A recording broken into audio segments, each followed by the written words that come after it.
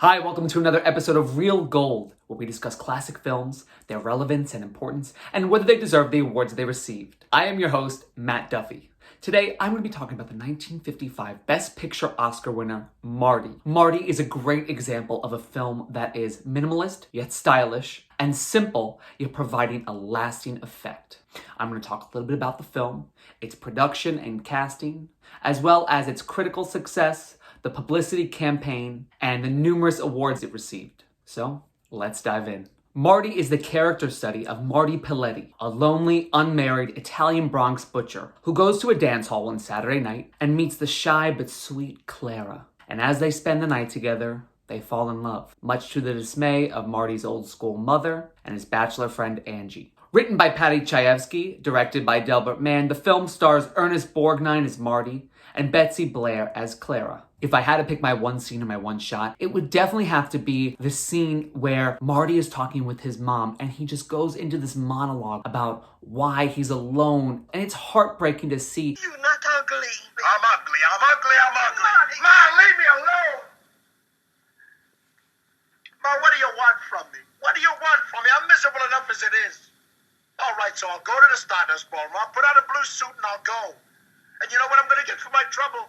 Heartache. A big night of heartache. Now, Marty was adapted from the television play of the same name. Writer Paddy Chayefsky came up with the idea when he was writing in the Abbey Hotel's ballroom and noticed a sign that said, "Girls, dance with the man who asks you. Remember, men have feelings too." This gave him the idea to write the most ordinary love story in the world. Marty, the television play, aired on NBC on May 24th, 1953, and starred Rod Steiger as Marty and Nancy Marchand of Lou Grant and Sopranos fame as Clara. Enter movie star Burt Lancaster. Burt Lancaster had teamed up with his agent Harold Hecht to form a production company. By the 50s, they called themselves Hecht Lancaster Productions. They wanted to produce something that was different from Lancaster's typical action drama fare. Hecht, who had met Chayefsky during his Hollywood screenwriting days, had approached him about collaborating. Hecht and Lancaster then formed a distribution deal with United Artists and agreed that Marty would be the perfect film for them to make. Now, for casting the title role of Marty, United Artists wanted a star. They suggested Marlon Brando, who was on a hot streak, earning 3 consecutive Oscar nominations for Best Actor, and was currently filming the smash hit On the Waterfront. Hecht, Lancaster, and Chayefsky all disagreed. In fact, in order to get their way, Lancaster threatened to cancel the distribution deal with them. Now, there are 2 stories as to why Rod Steiger did not reprise his role as Marty for the film. The first is that Steiger declined the part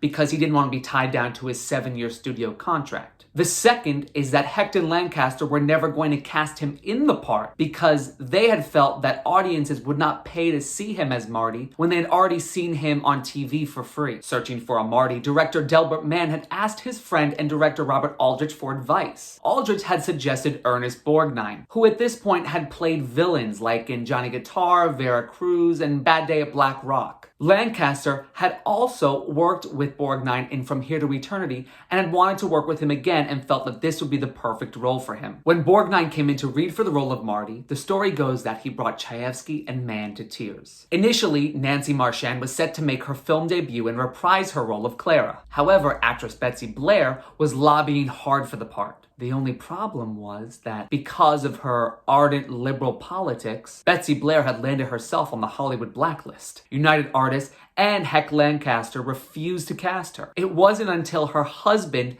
Gene Kelly, stepped in that she would be considered for the part. By this time, Gene Kelly was a megastar. In the years prior to this, he had made Summer Stock, An American in Paris, Singing in the Rain, and Brigadoon. He also had received an honorary Oscar the same year that An American in Paris won Best Picture. He was a bigger star than Burt Lancaster at this point. When talking to Hecht and Lancaster and United Artists failed, he then went to MGM. He refused to shoot his next film, It's Always Fair Weather, unless Blair was cast. He even got MGM production chief Dory Sherry to go to the American Legion and vouch for Blair, removing her from the blacklist. After all this, Betsy Blair finally was cast in the part. Esther Minciotti, who plays Mrs. Piletti, Augusta Cioli, who plays Aunt Caterina, and Joe Mantell, who plays Marty's friend Angie, all reprised their roles from the television play for the film. Now, Hecht and Lancaster were concerned that people wouldn't go out to see Marty, especially because there were no stars. So they put Lancaster in the trailer. However, However, when Marty was released in 1955, it was a success. Off a budget of roughly $343,000, it made over $3 million in the box office. Its gross profit margin was huge, and the reviews were just as strong. Variety wrote, "Marty has been fashioned into a sock picture.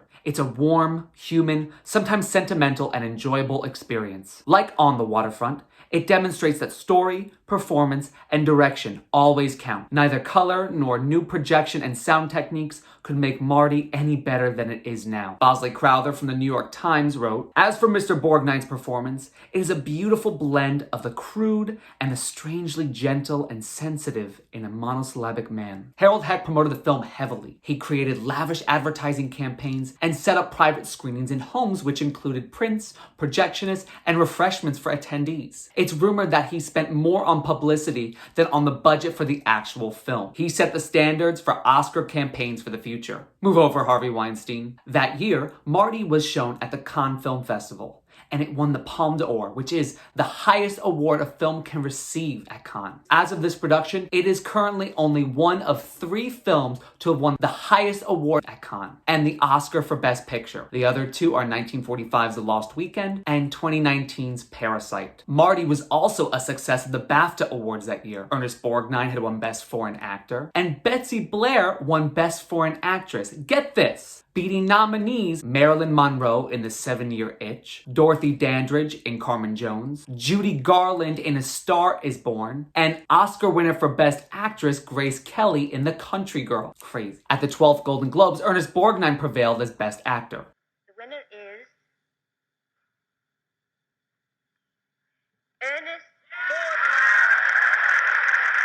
Going into the 28th Academy Awards, Marty received 8 nominations, including Best Picture, Best Director for Delbert Mann, Best Actor for Ernest Borgnine, Best Supporting Actor for Joe Mantell, Best Supporting Actress for Betsy Blair, Best Art Direction Black and White, Best Cinematography Black and White, and Best Writing Screenplay for Paddy Chayefsky. The film would ultimately win 4. It would win Picture, Director, Actor, and Writing. Although she won the BAFTA, Betsy Blair would come up short at the Oscars, losing to Jo Van Fleet in East of Eden. 65 years later, I would argue that out of the 5 Best Picture nominees, Marty is still the most deserving of the award. Interestingly enough, the other 4 nominees also won something that night. The other 4 nominees were romantic drama, Love is a Many Splendid Things, starring William Holden and Jennifer Jones. It won 3, including Best Original Song. And then you had 3 play adaptations. You had World War II drama Mr. Roberts, directed by John Ford, which won Best Supporting Actor for Jack Lemmon. William Inge's Pulitzer Prize-winning drama Picnic, which won 2 that year, including Best Film Editing. And lastly, you had Tennessee Williams's The Rose Tattoo, which won 3, including Best Actress for Anna Magnani. At 91 minutes, Marty is the shortest film to ever win the Oscar for Best Picture. With its success, Hecht and Lancaster showed the big studios that you can use your competitors like television as a source for scripts and even talent. The film's success also marked the rise of low-budget independent features that could be more realistic and attractive to audiences. The success of Marty would make writer Paddy Chayefsky a major Hollywood player. He would adapt his 2 television plays into films, The Catered Affair and The Bachelor Party, and later on, he would win 2 more Academy Awards for writing the screenplays for The Hospital and, most famously, Network. Hecht and Lancaster would renew their deal with United Artists and produce multiple films for them, including Sweet Smell of Success and Separate Tables, both Lancaster vehicles. Ernest Borgnine would become a leading man, starring in multiple films and then later on in television. Interestingly enough, Betsy Blair's career did not take off after Marty. It seemed as if she would still be on the blacklist. She divorced Gene Kelly in 1957 and then did theater work in New York and then moved to Europe. Marty is a great film. It is small and simple,